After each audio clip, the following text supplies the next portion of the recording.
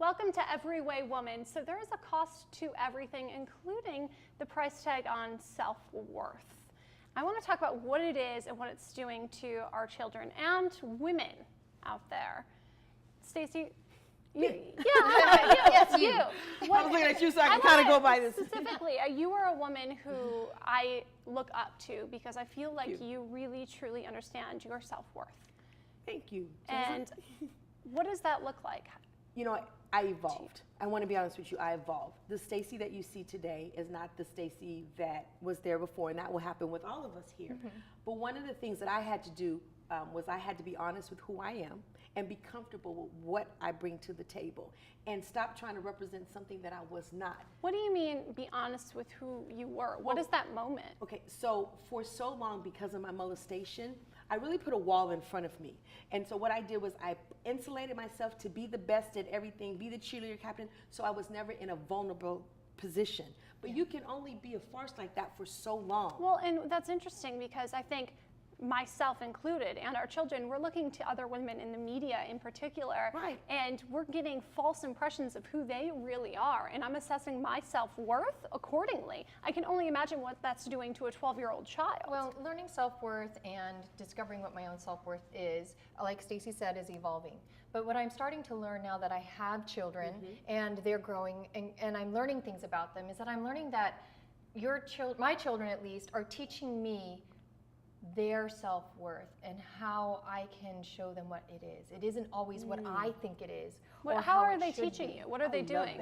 Well, it's like with my, you know, sometimes when you have kids, it's not always like, oh, they're my baby and everything's wonderful and great. You have personality conflicts. Absolutely. And you don't always like each other all the time. And I get it. Right? Amen. That's right. I love my kids. I love my kids. I love them, but there are days when I'm right? like, You're like, who are you? And did you come out of me? Right. So, but it's also what I was learning is that my daughter, when she gets to be the boss, she feels like she has a lot of self-worth. And she started asking me as soon as she could talk. Those were one of the first questions that came out of her mouth. If I had to go somewhere, she wanted to know, who's the boss of me, mommy? Right. Right? And I would say, well, you're the boss of you. And I started telling her she's the boss of her. When I ran into a problem because then babysitters came along. Yeah, and then she was like, I am the boss of me. You are not telling me what to do. I am the boss. But you know, Madison makes an excellent statement. And I think as parents, we have to know that we are the first teacher of self-value and self-worth. And I think what's happening now is because, as Madison said earlier, parents are outside of the home, we're surviving, we're feeling guilty. So instead of spending that time, we're buying them things. But we have to take time. What? Whatever Magazines? Whatever can I have quick fixes? You know, PS3 twos, iPhones, cars, as opposed to saying, instilling value and truth in them and teaching. I'm teaching my daughter, I have a 17-year-old and a 15-year-old, and I tell my babies all the time, I need you to be true to yourself. I'll give you a quick example. My daughters like to wear their hair natural. I was mortified that they wanted to wear their hair natural. You know why? Why? Because I was afraid of what people were going to say about me. Really? What people were going to say about me allowing my daughters to have natural hair. What would they say? Because that's just not the way a young lady should look. And for a minute, I bought into that notion, and I had to snap out of it and say, hey, these are two very beautiful young ladies.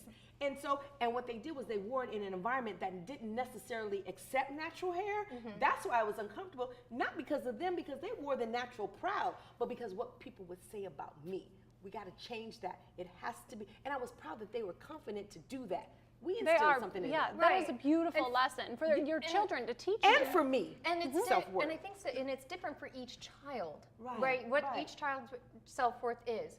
So when it comes to like the women in the media now that aren't real, and you start comparing yourselves to these airbrushed. Do you guys remember there was a video that went out about a woman, and they took a picture of her, made her plain, and then they started doing all of these things to her, and by the end she looked like she was a 16-year-old Vogue model.